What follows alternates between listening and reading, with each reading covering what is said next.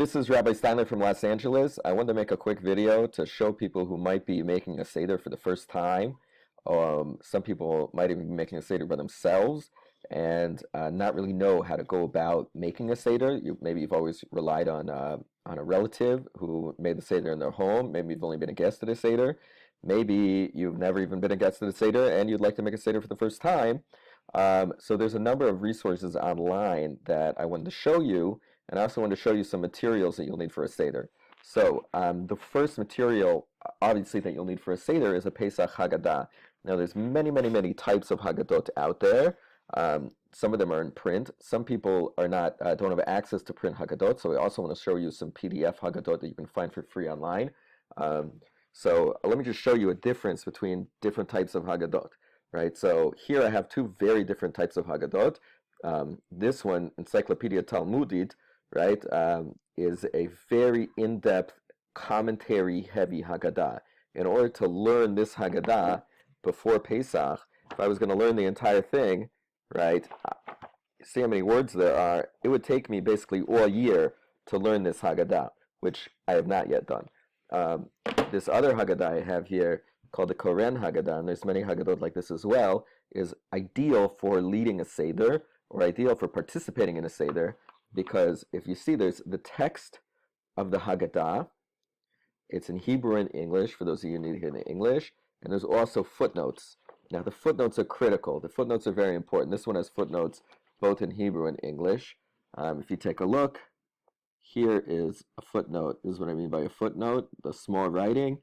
And the footnote in English can be found over here. It says, outside Israel, the Omer is counted the second night of the festival. Now, those are very important. If you have a good Haggadah with good footnotes, you know, there's when you're actually leading the Haggadah, you're leading the Seder, those footnotes are going to guide you. You might actually want to go through your Haggadah and highlight all of the footnotes would be a really good idea. Now, for those of you who don't have access right now to a print Haggadah, which is very possible. There are a number of organizations that have made PDF Haggadot available, some of them just this year for the crisis that's going on right now, and some of them have always been available. So let me show you two Haggadot that I think are fabulous. The first one, if you type in your browser NCSY.org. NCSY is a youth organization, an Orthodox youth organization, /Passover. Okay, it will take you to a website with resources for Passover, and you'll see some of them were made just for this year. The Quarantine Haggadah, it's a youth organization, so they made a Haggadah just for this time of quarantine. But this first Haggadah is one that I want to go over some of the introductory pages with you. It's called Just One.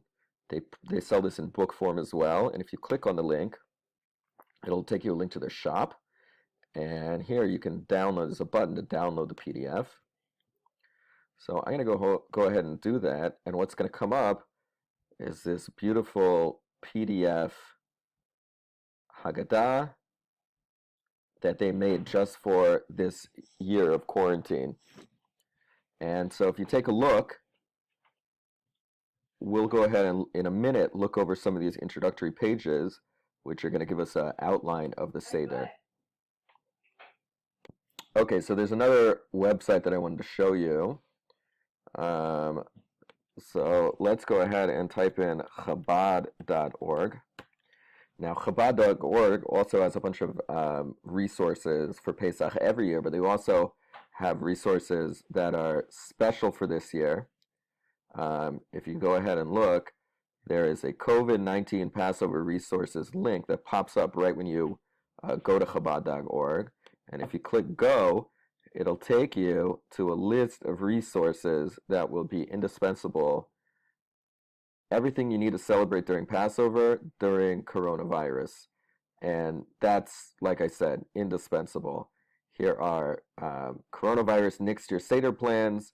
What supplies do I need? Can you suggest some ballpark quantities? Can we do it over the phone or via Skype? What should I do if my Hebrew isn't good enough?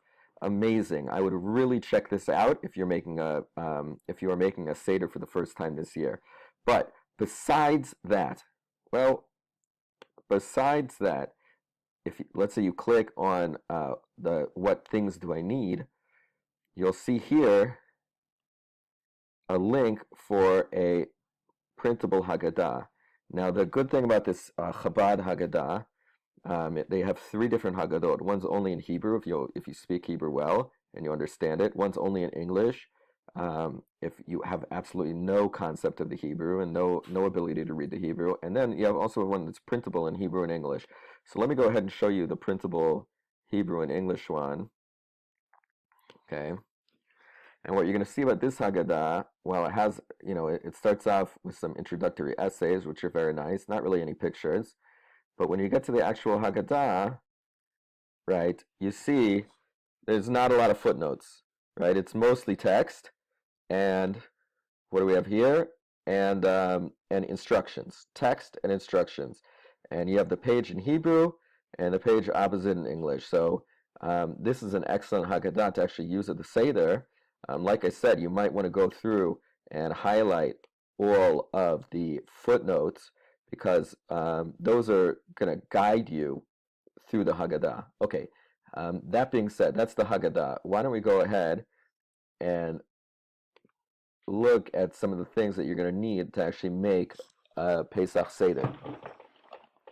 So if you look at this page, what you'll see in front of you is a Seder plate. Now, again, Seder plates are a convention. Seder plates are something which was created so that you have all of the ritual foods in front of you during the Seder at the same time. Now, I'll show you. For instance, we have a fancy silver one that we inherited from my in-laws, but we also have this very cheap, relatively cheap plastic one. And so Seder plates don't have to be expensive. They come in several different varieties, whether you, depending on your minhag, depending on your family's custom. This one is a generic Ashkenazi one. There are also ones that follow the Kabbalistic interpretations of the Torah, of the Arizal, and they have a little bit of different order. But what we see here is you'll see in the Seder plate are 1, 2, 3, 4, 5, 6 different bowls. Now, if you don't have a Seder plate, that's okay. You can still have a Pesach Seder. What you could do is you could take a single plate, right, a single ceramic plate, and put the different things around the plate. I've actually been to a Seder where the host of the Seder was actually a very chashuv, a very important rabbi, and he didn't have a special Seder plate. He just took a regular ceramic plate, a porcelain plate, and put the different things around the plate. So let me go ahead and show you back on this document what are some of the things that you're going to see on the Seder plate. So the first thing you're going to need are 3 matzot. Now, matzah that comes in different varieties. Generally, there's 3 types of matzah that you could buy. And matzah is, it's nowadays the main mitzvah of food that we have at the Seder is eating the matzah. It's a mitzvah which is directly from the Torah to eat the matzah. And at the Seder, it's preferable to eat something called shmura matzah. Now, I have 3 different classes of matzah in front of me, and I want to show you what that looks like. So this is a box of what we call shmura matzah, hand shmura matzah, right? Now, shmura means guarded. And if you see here, it says matzah shmura avodat yad. It's hand shmura matzah, guarded matzah. And it should say somewhere on the box, dun, dun, dun, dun, dun.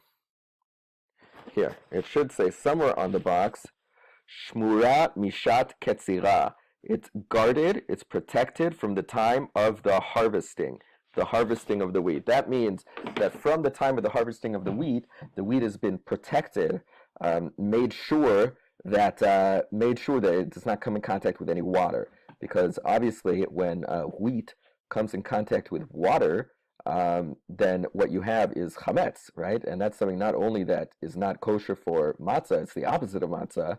It's something which you're not allowed to even own on Pesach. So that's the first type of matzah, is hand shmura matzah, and that's the most preferable type.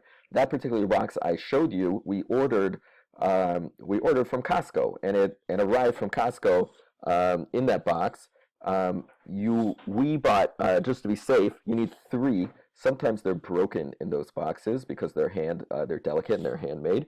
So we went ahead and bought 2 boxes of that hand shmura matzah for our 2 sedarim. In my family, we have 5 people, so that should be plenty. Now, another type of matzah that you'll find in the store, this one actually we saved from last year. Matzah doesn't get stale, by the way, in case you were wondering. Also says shmura matzah, also says shmura mashat ketzira. It's also guarded from the time of the harvest, right? But this is machine matzah, right? So if you don't have, or you're not able, or it's too expensive to get the shmura matzah that's handmade, because it is a little bit on the expensive side, you can buy this type of matzah which says shmura on it, which is also preferable for the Seder. Now, if for whatever reason you were not able to get shmura matzah for the Seder, which is highly, highly preferable, you can use regular matzah, which is not shmura. All matzah is guarded from the time of the grinding of the wheat, right, until it's grinded into flour to make sure that that flour does not become chametz. All matzah that is kosher for Pesach, right, will be like that. And you'll see down here, the critical part is that it actually says kosher for Pesach on the box. Believe it or not, you can go to the grocery store and buy matzah which is not kosher for Pesach.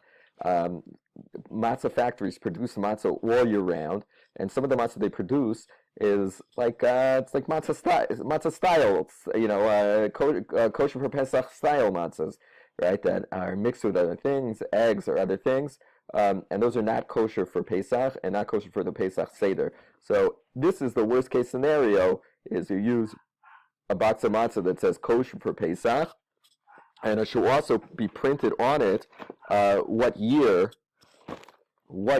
it's kosher for. This one says Passover 2020.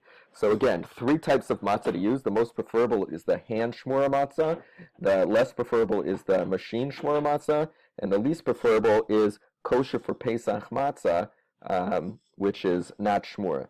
Okay, that's matzah. Let's go ahead and go back to our Haggadah and look at some of the other things you're going to need. Now, on the Seder plate, here's an arrangement. On the Seder plate, you'll see there's a number of things. There's a roasted bone that we call the zroa. Now, this roasted bone reminds us of the Korban Pesach that we used to eat in the time of the Beit HaMikdash, and that goes at the top of the Seder plate. A chicken bone is fine. You could roast it in the oven. It should try not to have very much meat on it, less than a kazayit. Some people are even careful to remove all the meat off of it. Here we have an egg. An egg reminds us of a different korban, just because it's a cooked dish. Reminds us of a different korban called the Koran Hagadan, which was eaten as the main part of the meal during the Pesach Seder when we had a Beit HaMikdash. Any kind of egg, it's customary to have an egg, to hard-boil the egg and then roast it lightly over a gas burner. You could probably do it on an electric burner as well, just to give it a roasted appearance.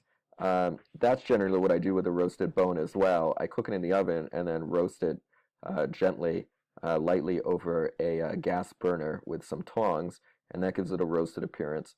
Although the main important thing about that is that they're cooked, right? They're 2 different cooked dishes. Here we have lettuce. Lettuce is what stands for maror. You see here, it should be romaine lettuce, right? It should be romaine lettuce. Obviously, you're going to have to check it for bugs. Make sure that there's no bugs. Something very important with all leafy greens in keeping kosher. Okay, and that's going to go here on the Seder plate. Now we'll talk a little bit about how much maror you're going to have to eat and at which times in just a minute. But the other type of maror on the Seder plate, is horseradish. But it's customary on the Seder plate to have 2 different types of maror: romaine lettuce and horseradish. And there's other things that you could use as well. Again, the horseradish you should use should be a horseradish root. and preferably one which is grated before the Seder. And you should grate it before the Seder, and you should let it air out a little bit. Don't put it in a airtight container, but let it air out a little bit because it can be very hot. Charoset is the next thing on the Seder plate. Charoset, it says here, is a mixture of apples, cinnamon, nuts, and wine. Now, typically, what you do is you chop everything up as fine as possible. So what I have here, I have some apples. My family, we use almonds because my wife is allergic to walnuts, but walnuts are typically used. Cinnamon, right, which you can just use regular powdered cinnamon as long as it's kosher for Pesach. And wine, we use grape juice because we don't typically drink wine. And we'll talk about the 4 cups of wine in a minute too. But what you do is you mix them all together, and the longer you let them sit, sort of the more the flavors have to, the more time the flavors have to sort of blend together and make a nice flavor. The last thing that we're going to mention on the Seder plate is the karpas. Karpas is a leafy vegetable, celery or parsley. I have parsley that grows in my garden that I use, but celery, I've used celery in the past, and I've seen people use a boiled potato. Again, leafy greens should be checked for bugs, like on any other day of the year. We Jewish people are always careful to check for bugs, leafy greens. The last thing you're going to need before you start your Seder is a bowl of salt water for the karpas. When we get to the step of the karpas, before we say the bracha B'rei Pri Adama, we're going to dip it in salt water. So you're going to need some salt. Let's go ahead and let's talk about one more thing: the 4 cups of wine. We drink 4 cups of wine throughout the Seder. There are 2 types of, well, really there's a number of different, there's, let's say, 3 different types of wine that are that could be used. And again, just like with the matzah, there's a more preferable, less preferable, and a least preferable of all of those. The most preferable one is going to be used an alcoholic wine, an alcoholic red wine, which could be sweet or could be not sweet, depending on your preference. But you see here, I use grape juice, which is less preferable just because I don't drink wine. So that being said, we'll drink 4 cups of wine throughout the Seder, so make sure you have enough wine for that. We'll talk about a little bit about shiurim. Shiurim are measurements. Since all of the eating that we do at the Seder is fulfilling a mitzvah, there are prescribed measurements for the food that we eat. And we will talk about that in just a minute, what the prescribed measurements for the wine is. So the minimum size for each cup of wine that you're using is going to be 3.5 ounces, which is what we call the revit. Now what I use, every year I just kosher for Pesach, my Kiddush cup that I use the rest of the year. 3.5 ounces, you want to think about a regular can of soda is about 8 ounces. So what the minimum size for the cup that you need at the Seder is 3.5 ounces, which is going to be a little less than half of a regular 8-ounce soda can. Now, you can use any size cup that you want, but there's going to be a difficulty if you use a cup which is too large. And the difficulty is that when you're drinking the wine, you need to preferable to drink the entire thing at once, the entire cup at once, so hence a smaller cup like this. If you use a larger cup, that might be impossible. I've seen people use very large wine glasses at their Seder, but you at least need to drink over half of the cup that you're drinking it from. So try to find a cup which is relatively small. You can always drink more wine after that, but for the 4 cups, you need to be able to drink most of this cup in one sitting. So let's go ahead and talk about the shiurim, we call shiurim for the rest of the Seder. How much matzah do you need? How much maror do you need? So let's go ahead and take a look. Now, what the best thing to do when it comes to shiurim is to print out. Now, you can, in years where you can go to a Judaica store, you can actually buy these laminated. But here, what I did is I printed out a PDF, which was made specifically to fit an 8.5, 11 size of piece of paper, and which gives you the different shiurim, the different amounts of matzah, and the different amounts of maror that you're going to need at your Seder. So if you see here, this entire sheet is like the size of a maror leaf, which would be the of a romaine lettuce leaf, which would fulfill your obligations for maror, not discounting the stalks. If you just take stalks, it's actually a very small amount, but if it's just leafy green, take up the entire piece of paper. Now, over here shows the amount of matzah you need. Now, for the first time that you're eating matzah, we generally use a larger amount of matzah, which if you're using one of those hand machine matzahs, those handmade shmur matzahs, it's about a third of the matzah. The second time we eat matzah is korech. In the matzah sandwich, you're going to use less, right? Which comes out to be about a quarter of one of those handmade shmur matzahs. And for the afikomen, again, you're going to use another third of that of those handmade shmur matzahs. So altogether, there's 3 times that we eat matzah, and if you print out something like this, it's going to really be very helpful for you. So I want to show you where you can find online one of these PDF charts. So what I found when I went to Google and I typed in matzah maror shear measuring card, what popped up was this item from chinuch.org. Now you might need to download it. You might need to register with the site. It's free to register with the site.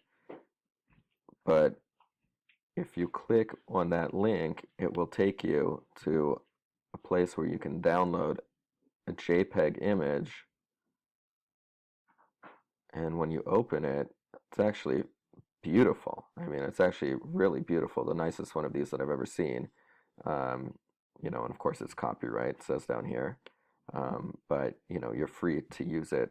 It's made as a public service for teachers and for people who need it. And if you print it out on a 8.5 by 11 sheet of paper, right, it'll come out looking just like that. And you actually just take your matzah and you hold it up to this chart, and you'll see exactly how much you need. Now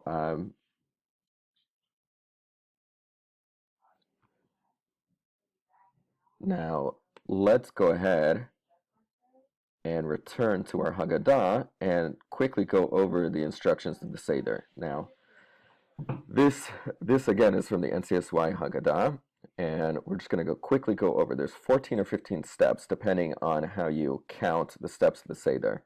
The first step is Kadesh, right? Kadesh is saying Kiddush, right? And you'll see in the Haggadah, you know, you'll see the text of the Kiddush, and at the end, you'll drink the first cup of wine. Now, when you drink the first cup of wine, anytime you drink or eat during the Seder, except for maror, you want to lean. You want to lean while you're eating. That's a sign of freedom, right? That's a sign of freedom. So I'm going to go ahead and show you how I was taught how to lean by my rabbis in yeshiva, right? You're going to lean to the left. So I was taught by actually a very eminent scholar, eminent rabbi in New York. So the best way, when you lean, you have to lean on something. You can't like lean in air, right? You actually have to lean on something physical. So he taught me to turn my chair, right, with the back facing the side so that I could go ahead and lean like this, right? Lean like this on the back of my chair while I'm eating. And again, that's just a sign of freedom, right? That's a sign of freedom, and that's why we do that while we drink. So that you're going to drink after you make kiddush, you're going to go ahead and drink your first cup of wine. The second step is urchatz. Before we eat the karpas in step 3, we're going to wash our hands like you would do for hamotzi, except you're not going to say a bracha, right? Because we're not actually making hamotzi. So the way that we're going to do it, right? This is a cute cup that was given to me by a student, but pretend this is a washing cup. Once on the right, twice, 3 times on the right, and once, twice, 3 times on the left. And now you have washed your hands just like you would do for hamotzi, except without a bracha. The third step you're going to say, the third step is karpas. So you're going to go ahead and eat that leafy vegetable, whether it be parsley, whether it be celery, or even a boiled potato. Okay, and you're going to follow your Haggadah, and karpas, you're going to dip in your salt water, and of course you're going to say a bracha beforehand. The next step of the Seder is yachatz. Before we tell the story of leaving Egypt, which is the longest part of the Seder, the Magid section, step 5, we break the matzah as a sign of slavery, as a sign of poverty, to show that we're poor slaves. Now, again, if you remember, I said we had three matzahs, and the matzah that you're going to break is the middle matzah. You're going to break the middle matzah, okay, and you're going to hide the larger piece for the afikomen, and you're going to keep the smaller piece that you broke in between the two full pieces. So again, you're going to have a full piece on top, half a piece in the middle, and a full piece on the bottom. Okay, and that is typically sits just directly above your Seder plate. Some people have the custom to put it actually underneath their Seder plate, which is a Kabbalistic custom. Some people have Seder plates that have a built-in matzah rack underneath the Seder plate, but that's not necessary. So during Yachatz, we're going to break the matzah, and the longest part of the Haggadah is the Magid section, where we go ahead and we tell the story of leaving Egypt. Now, when we tell the story of leaving Egypt, there are a number of times. First, you're going to pour the second cup of wine before the Magid section, right? Because the second cup of wine we're going to drink at the end of Magid section, and just like you have the Kiddush cup, you fill up the Kiddush and cup before Kiddush, and then you drink it at the end of the Kiddush, so too, for the Magid section, the second cup of wine, you're going to fill it up before the Magid section, and you're going to drink it at the end. Now, there are a number of places, and this is where I told you might want to highlight the footnotes in your Haggadah. There are a number of places where you're going to do things such as raise the cup in the middle of the Magid section, where you're going to hold up the matzah, where you're going to point to the matzah, where you're going to uncover the matzah, or you're going to remove the Seder plate. Do all sorts of actions in the middle of the Magid section. Okay, so you're going to really want to follow closely the notes inside of your Haggadah. And like I said, you might want to actually go over the Haggadah before the Pesach Seder and highlight everything. At the very end of the Magid section, what you're going to do is drink that second cup of wine. And you're going to do that the same way as you did before, by turning your chair and leaning on the left side and drinking it. So after we drink the second cup of wine, we're going to start the more regular parts of the meal, the Yom Tov meal. Step 6, Rakhsa, is washing our hands with a bracha for a hamotzi. The bracha, of course, Asher Kitshanu Savitzvanu Untitled Chapter, can be found in your Haggadah, as well as the way that you wash your hands. 1, 2, 3 on the right, 1, 2, 3 on the left. Okay. For motzi and matzah, there's special instructions in your Haggadah how to hold the matzah at the time of the two brachot. There are two blessings that we say over matzah at the beginning of our meal. The first one is the hamotzi bracha that we say over all bread throughout the year. And you're going to hold all three matzot together when you're saying the hamotzi bracha. And you're going to see in your Haggadah, the instruction is going to be, before you start the special blessing over the mitzvah of eating matzah, you're going to drop the bottom matzah onto the table.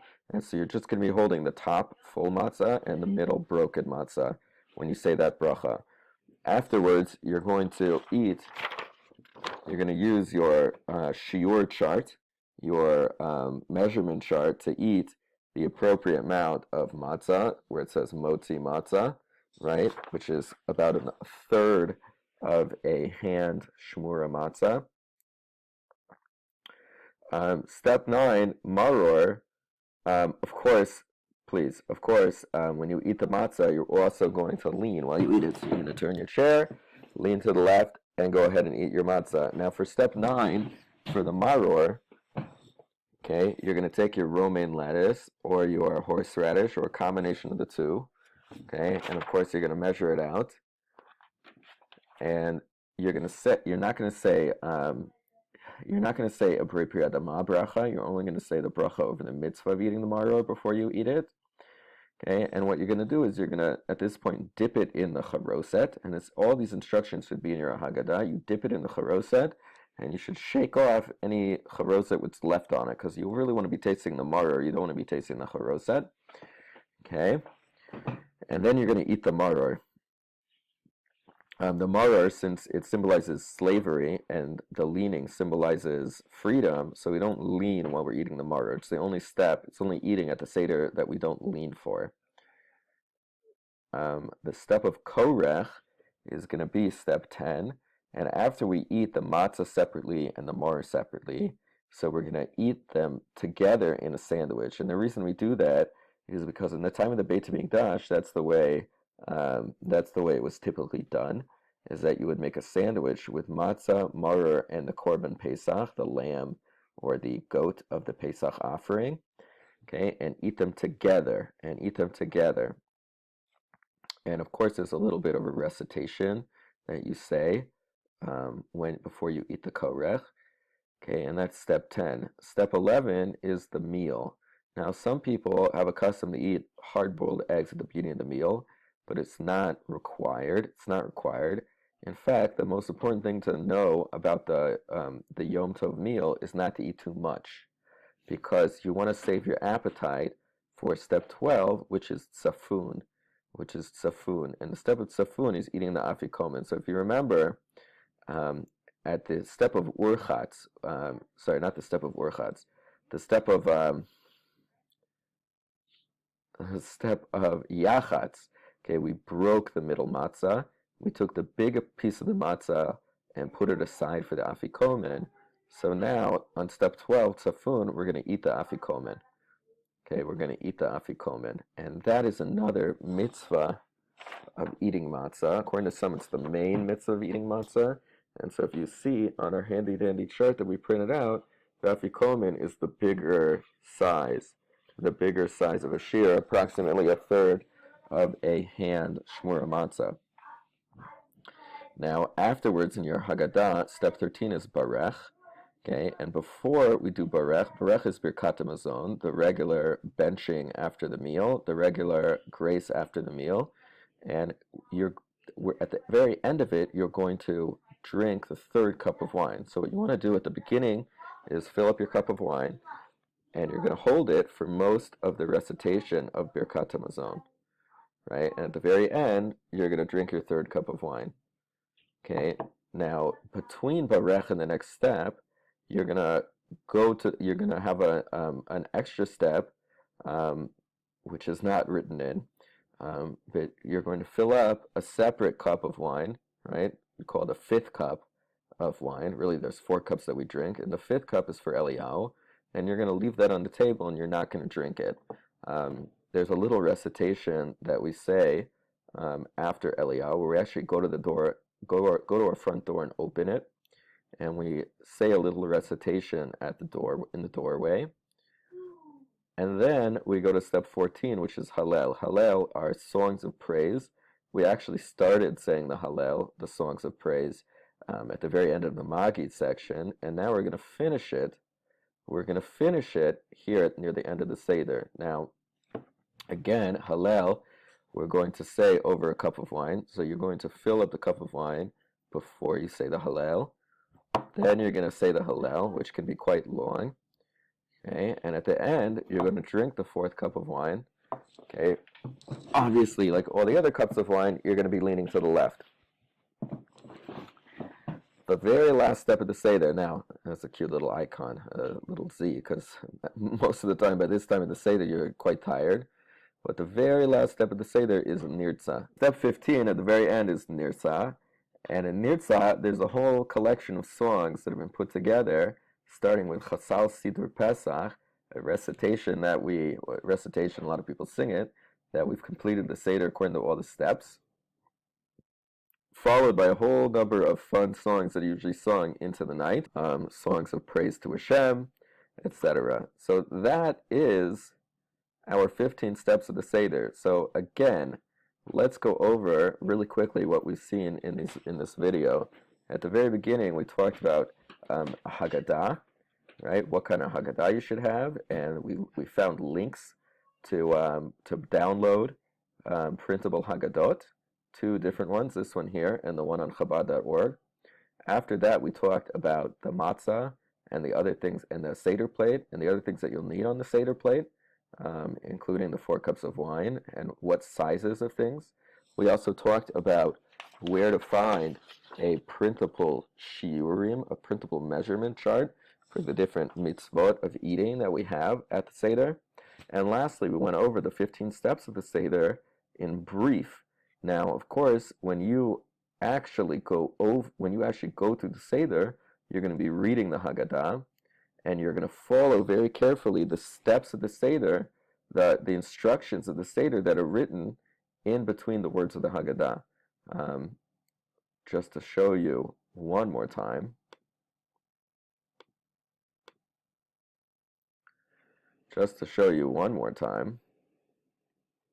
You're going to see, here's the Haggadah, and you're going to see in between the words of the Haggadah, notes in between the words of the Haggadah. And you're going to follow this very carefully. And you're going to follow the notes in between the actual words that you say in the Haggadah. And you might want to go ahead and, like we said, highlight those because they typically are very small to help you lead the Seder. Okay, I hope this guide, this crash course, has been helpful to all of you who are making a Seder for the first time or who are not experts in making a Seder. Please, everybody have a happy and healthy Seder. I hope this has made you feel more comfortable and given you a little confidence that you too can make a Seder even under difficult circumstances. And like we say at the end of the Seder, L'shana haba b'Yerushalayim, in the merit of this Seder and in the merit of all the hard work we put together this year to make a Seder, Mashiach should come speedily, and next year we should be eating our Seder in Yerushalayim as an entire nation. So we might be alone this year, but next year we should be together, the entire Jewish people in Yerushalayim, observing Passover the way that we were always meant to observe it. I want to give everyone a bracha that you have a Chag Kasher v'Sameach, and thank you very much.